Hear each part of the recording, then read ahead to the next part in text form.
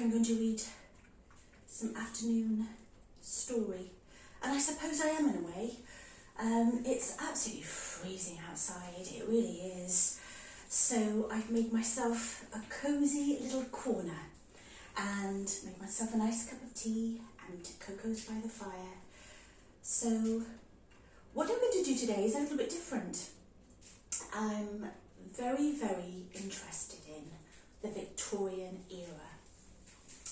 And there's lots of things that I've got that are connected to that era. I've got little manicure kits, I've got little sewing kits. So I'm very interested in that kind of era. And I've got some interesting pieces to read to you, which some of them are quite shocking actually. When I heard about them, I couldn't quite believe it. But it's true. So the fire is going nicely. It feels lovely and cosy in here, and that's what we all need at the moment. I think probably it's going to snow a bit later, most likely. So let me start off with a delivery I've had, which I've searched for ages, and I've finally found what I wanted. And it is, I am now the proud owner of Mrs. Beeton's Household Management. Look at this book. I'm over the moon with it. I've been searching for quite a long time. I'm going to put my glasses on because I wanted to really do something. I don't know whether you know anything about Mrs. Beeton. Everybody thinks Mrs. Beeton was an old lady.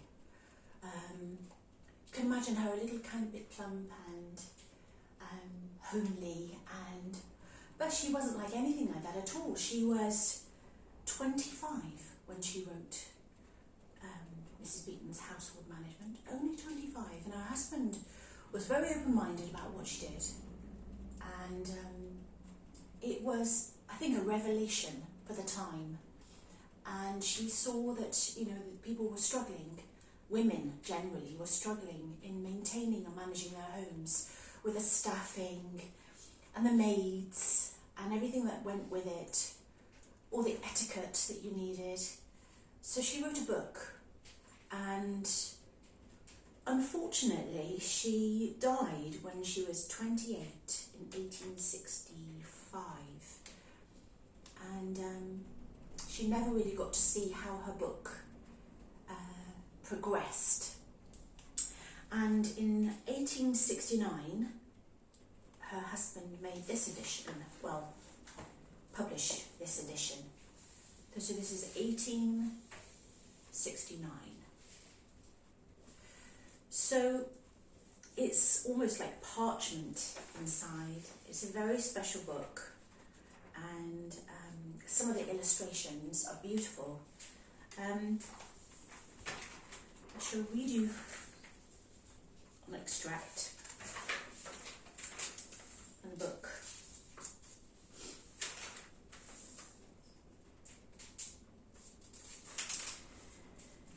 In this new edition, I have striven with feminine aid and the most valuable kind to make a few improvements upon the original model of this work. And I have now infused some new and modern information which 7 years ago did not exist. The arrangement of the first edition was so well conceived that it admitted of scarcely any reform, and my late wife's writing was so clear and her directions were so practical that only the slightest alterations and corrections were needed, except such as time had rendered necessary, and that's Mr. Beeton. So I think he was very proud of his wife in the end. This has got so many illustrations in of different things, and we have here a potato pastry pan. God knows what that is. A game oven, a brawn tin, gravy strainers, patent cask stand.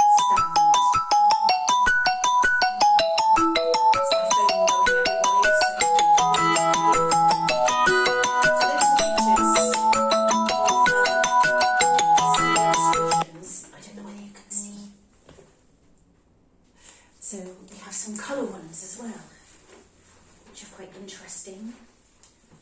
some of the,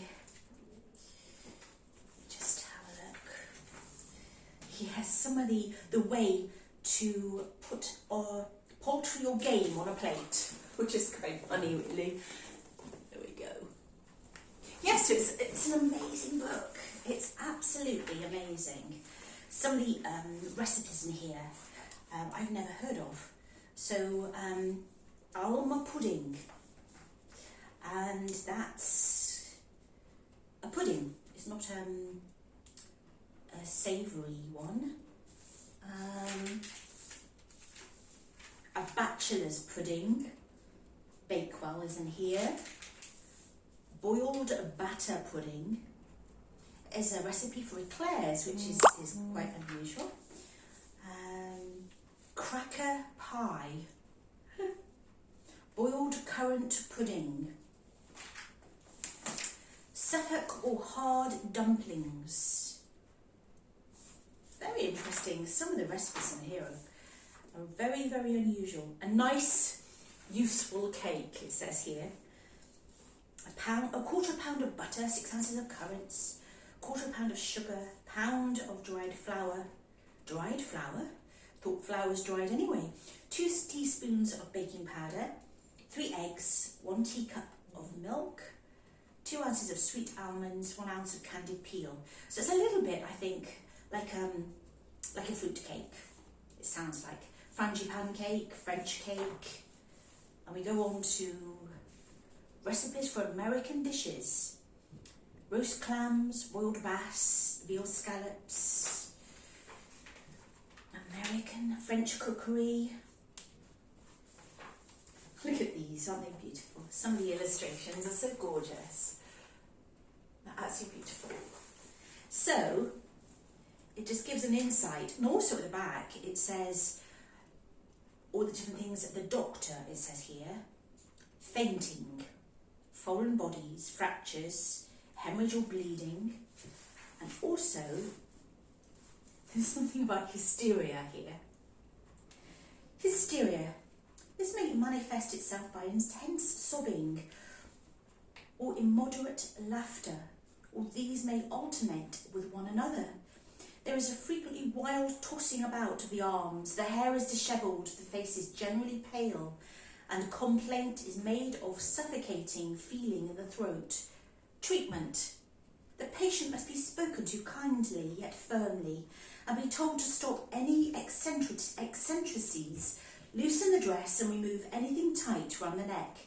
Give a teaspoon of spirit or sal volatile in water, and if no heed is taken in regard to what is said, dash cold water upon the face. So it's very funny, some of the things. It says legal memoranda, servants' characters, domestic servants. Every hiring of a domestic servant is presumed to be for a year, unless clearly expressed, or to be otherwise. Consequently, the hiring of a day or two before commencement of service is invalid, because extending over more than a year. The servant can be also dismissed without warning, and without payment of any portion of the wages. Wow.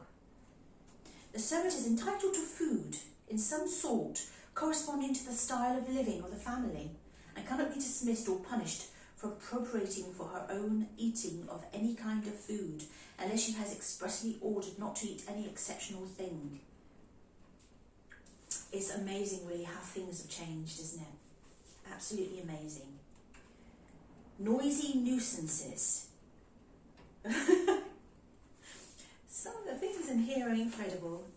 It's going to be such good fun reading through, and if I come across anything that I find funny, this is going to be another video later on. This is part 1, because there's so much to talk about the Victorian era. I could talk about it for hours. So something else I was reading, so that's my management, Mrs. Beeton's management, and there's some extracts from this book here, which is a Reader's Digest book. So they're true facts, believe it or not, they are true facts. And when I actually heard or read this, I couldn't quite believe it. So see what you think. And this is all about life in the Victorian age. And what I wanted to read you was, well, in England, the bizarre form of popular divorce survived long enough to feature in Thomas Hardy's novel, The Mayor of Casterbridge, published in 1886. Wife selling. Can you believe that? Also known as Smithfield Bargain, after the London meat market. I mean, that is crazy, isn't it? So, I shall read you what happened. Involved bringing a wife of whom her husband had grown tired to a marketplace or a pub, usually with a halter around her neck. I find that incredible. I do find it incredible that anybody would even dare to do that, but it happened. There she would be displayed, sometimes with her disenchanted husband, while bidding commenced in what was often a well-organised auction. In earlier ages, respectful artisans and shopkeepers occasionally acquired wives in this way. By Victorian times, however, it was growing much rarer. Can you imagine that? That's crazy. Imagine being carted off to your local pub in something around your neck and being sold to the highest bidder because you weren't the wife that he was expecting. So women in that era, you can imagine Mrs. Beeton at that time trying to write something to help these poor ladies that were struggling. I find that incredible. I thought that would be really, really interesting for you to know. Let's have another look at what I've put down here.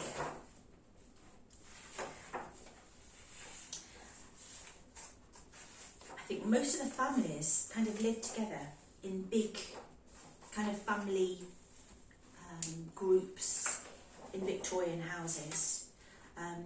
This is a picture of Mrs. Beeton, bless her, and she was so young to write a book like that. So I don't know whether you can see that picture of Mrs. Beeton on that page. Let's see what else we have here. Right, in America, that was a similar thing going on in America. And in, let me just have a look, the Brooklyn Bridge. New York's Brooklyn Bridge, spanning the East River, took 14 years to complete and was responsible for more than its share of casualties. The bridge's designer, John Augustus Roebling, if I pronounced that wrongly, please forgive me, was killed in one accident during construction, and his son Washington, who succeeded him in charge of the project, was crippled as a result of another. Even so, when it opened in 1883, no one was in doubt that the Brooklyn Bridge was among the most great wonders of Victorian engineering. So the Brooklyn Bridge, there's an advert here for the Brooklyn Bridge, and that was in 1887, showing lots of ships going underneath it. It must have been an amazing feat at that time. The length of it is 1,600 feet, and the height is 135 feet. So that was going on in America in those times. So I think there was a lot of bridges. I think the Bristol Bridge was built in the Victorian era. Yeah, I think so. The Suspension Bridge in Clifton, I think that was built in that era as well. So there's so many things that were done in the Victorian era that we now can appreciate. You know, so many things in 100 odd years. What has happened? All the inventions. It must have been a crazy time for people to see these new inventions coming and going. So these are a couple of things I have in my Victoriana collections. This is a beautiful manicure kit, and I should bring it up close if you can see that. And it's made out of cow bone, and has a little file and a little crochet hook, a a little boot hole maker, and this is, I think, to tie your laces, I think. A little thimble, a little nail file, I say it's quite a big nail file. So it's so cute, and this is silk here. They're put in these beautiful boxes. You don't get anything like this these days. And this is ebony, and it's velvet inside, and it's a manicure kit, and it's so beautiful. This is leather. This is a nail buffer. These are little pots made out of ebony to put whatever you wanted in, and this is a little brush for your nails made out of horsehair. They're just so beautifully made, and such beautiful presentations. Imagine you kind of getting that for your birthday. It's a gorgeous present, and lots of these were like leather little boxes. This is a little bit of what I have in my collections. So the Victorian era was an amazing time, and I'm very, very interested in that era, and I will be bringing a bit more information about that era along. But I think the one where you'd take your wife to a pub and sell her to the highest bidder is crazy, absolutely crazy. So I hope you're all well and not feeling the cold too much. I'm very lucky to have a fire in my kitchen, so that goes on a very regular basis, excuse me. And Coco as well is enjoying being by the fire. So thank you very much for joining me today. My name is Julie, and I shall see you soon with a bit more information about Victoriana, and Coco will be here with me as well. Thank you very much, everybody. Bye-bye.